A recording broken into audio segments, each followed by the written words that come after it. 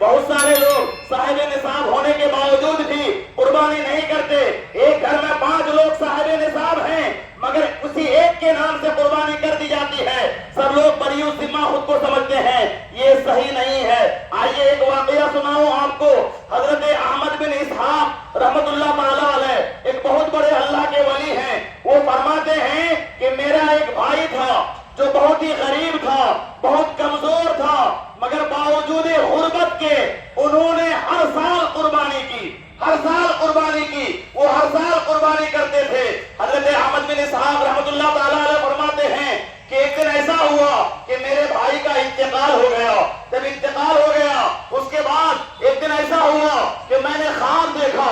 خواب میں یہ دیکھا کہ قیامت قائم ہو چکی ہے, قیامت برپا ہو چکی ہے, اور میں دیکھ رہا ہوں کہ میرا بھائی جو غریب تھا, غربت کے باوجود بھی ہر سال قربانی کرتا تھا, میں دیکھ رہا ہوں کہ میرا بھائی گھوڑے پر سوار ہو کر آ رہا ہے. 2 رنگے چت کبرے گھوڑے پر سوار ہو کر آ رہا ہے, اور ان کے پیچھے اور بھی بہت سارے گھوڑے ہیں. میں نے اپنے بھائی سے پوچھا, اے میرے بھائی یہ بتاؤ ما فعل اللہ تعالی بکا, اللہ تعالیٰ نے تمہارے ساتھ کیا معاملہ کیا؟ تو پیارے اسلامی بھائی, ان کا وہ بھائی خواب میں ہی انہیں جواب دیتے ہیں, کہتے ہیں اے میرے بھائی, اللہ نے ہمیں بخش دیا ہے, اللہ نے ہمیں جنت عطا فرما دیا ہے. یہ بھائی پوچھتے ہیں آخر کس سبب, آخر کس وجہ سے اللہ نے آپ کو بخش دیا ہے؟ وہ بھائی کہتے ہیں اے میرے بھائی, میں غریب ضرور تھا, میں کنگال ضرور تھا, تنگ دستی محتاجی کا شکار ضرور تھا, لیکن مجھ سے جب بھی جو بن پڑتا تھا میں صدقہ کرتے رہتا تھا.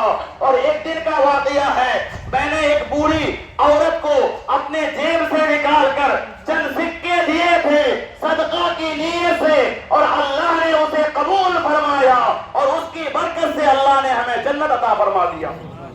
پیارے اسلامی بھائی, پھر حضرت احمد بن اسحاق رحمۃ اللہ تعالیٰ علیہ فرماتے ہیں اے میرے بھائی یہ بتا, یہ گھوڑے جن پر آپ سوار ہیں اور آپ کے پیچھے جو یہ سارے گھوڑے نظر آ رہے ہیں, یہ گھوڑے کیسے ہیں؟ وہ بھائی کہتے ہیں اے میرے بھائی, میں غریب تھا لیکن میں جو قربانیاں کرتا تھا نا, میرے وہ سارے قربانیوں کے بدلے میں اللہ نے مجھے یہاں ایک ایک گھوڑے عطا فرمائے ہیں. جس گھوڑے پر میں بیٹھا ہوں یہ میری سب سے پہلی قربانی ہے, یہ میری سب سے پہلی قربانی ہے.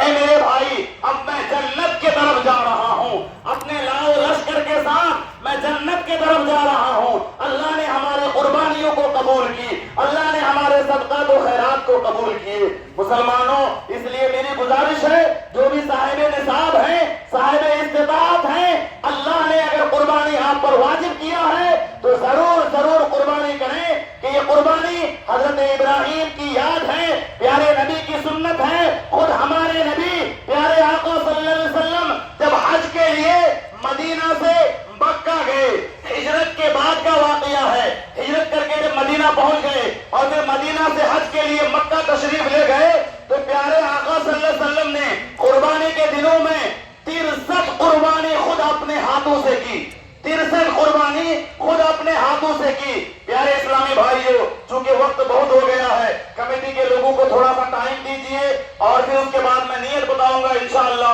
اگر میں تقریر کروں تو گھنٹوں لگے, بات ختم نہ ہو. عمل کرنے کے لیے چند باتیں ہی کافی ہے. ہم سب مل کر یہ دعا کرتے ہیں, اللہ پاک ہمارے ملک ہندوستان میں امن و امان عطا فرمائے, اللہ پاک ہمارے ملک کی حفاظت فرمائے, اور ہمارے ملک کے بھائی چارے کو اللہ سلامت رکھے, اور اس ملک کے امن و امان کو اللہ سلامت رکھے.